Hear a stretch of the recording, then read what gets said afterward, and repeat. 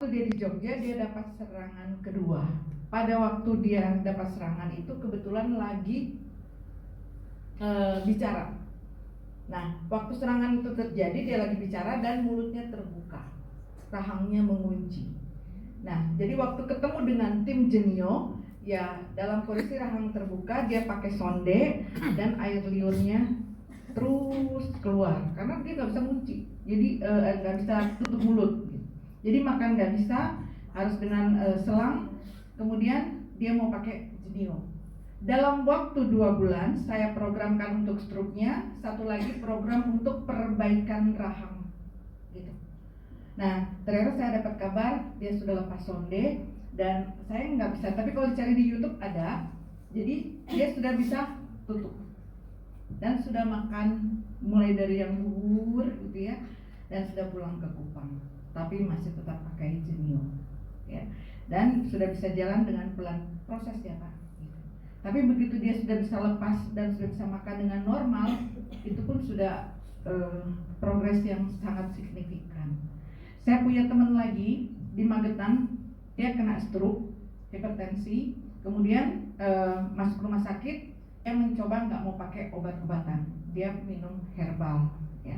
Nah, ternyata herbal itu tidak membuat dia sembuh, malah membuat dia kena serangan kedua gitu. Ngomongnya cadel, jalannya kayak begini nih, kayak anak baru latihan jalan gitu. Nah, waktu kami seminar di Magetan, dia orang Magetan, saya ketemu gitu ya, sudah bisa lebih baik kondisinya, tapi ngomongnya masih terdengar cadel. Akhirnya saya bilang karena dia teman saya dari kelas 3 SD, saya minta dia pakai Genio, pakai 1 aja, jangan 2 aja. Itu buat istriku. Ternyata istrinya sakit pinggang. Istrinya sakit pinggang, hari ketiga dia lapor bahwa sakit pinggangnya sembuh. Nah, ini intermezzo. Nah, tapi kemudian karena sembuh, Genionya dipakai suaminya gitu. Nah, lalu terakhir itu akhirnya dia bilang begini, saya mau pakai 3, beli lagi. Jadi dia pakai 3 unit, saya pakai untuk program stroke 2, lalu saya program stroke, program motoriknya sama speech karena dia agak cadel gitu. Nah, lalu ternyata akibat dia stroke itu dia tidak bisa pakai sepatu kulit, dia hanya bisa pakai sepatu kets yang model sneakers itu yang nggak pakai tali itu, dan dia nggak bisa pakai kaos kaki gitu.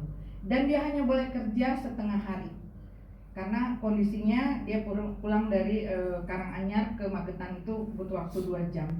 Jadi tiap hari dia hanya diizinkan setengah hari. Ternyata dia menggunakan 3 unit terapi Genio, itu dia menjadi lebih sehat, lebih kuat, sampai dia boleh full time. Dan kira-kira 2 minggu yang lalu dia kirim video bahwa dia kabarkan bahwa sekarang saya sudah, selain waktu kerja yang panjang, saya sudah bisa pakai sepatu kulit. Saya pikir kenapa, bedanya apa sama-sama sepatu? Karena dia nggak bisa pakai sepatu yang ada talinya, sakit dan jalannya tuh jadi hilang keseimbangan. Lalu aku bilang video dong, dia bikin video, dan videonya itu dia pakai sepatu kulit, jalannya udah gak perkasa, udah kayak orang sehat. Itu nggak sampai 3 bulan. Jadi sebenarnya stroke itu semakin cepat dia ditangani, itu semakin baik.